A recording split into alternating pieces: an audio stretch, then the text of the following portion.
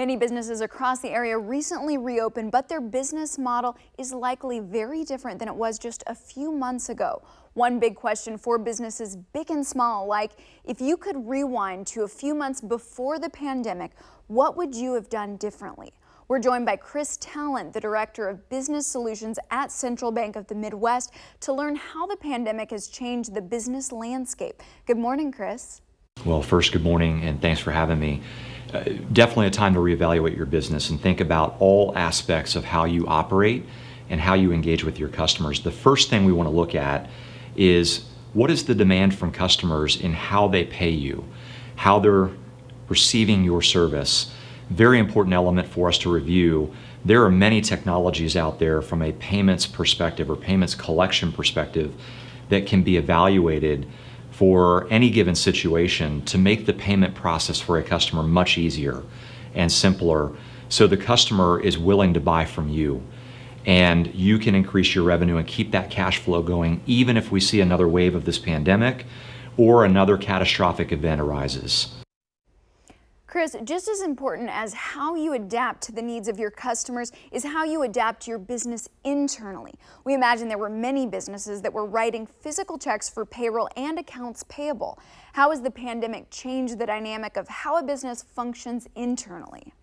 What we typically saw when the pandemic first hit in March timeframe, companies and people were scrambling to try to figure out, what do we do with remote workers?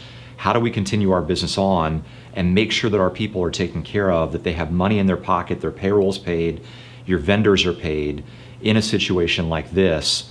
And not a lot of folks were ready for that. Again, there are a lot of technologies out there that allow you to make payment, whether it's to an employee, to a customer, to a vendor, in a remote way that you can deploy right now that are very inexpensive and very easy to use, that allow you to keep that business running regardless of the circumstance.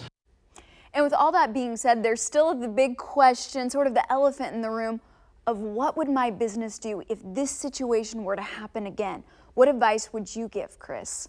It's all about making sure you have the best, most efficient and cost-effective process out there, and that your customer wants to buy from you over and over and over again, and that you can deliver that at the market price or even better than the market price in some cases.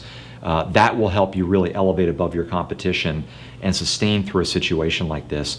The other thing I would recommend looking at is certainly access to capital.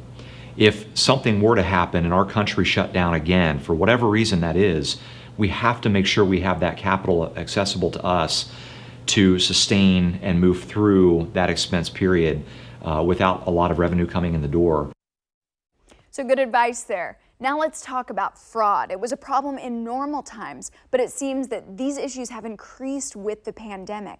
How would a business protect itself from falling victim to something like that?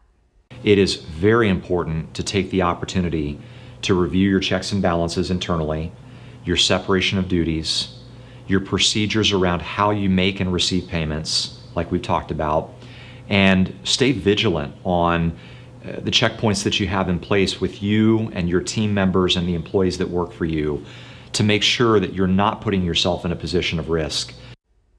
Chris, thank you for your time. If you'd like more information about Central Bank of the Midwest and how they can help your business be better prepared for the inevitable, learn more by visiting their website at centralbank.net/business.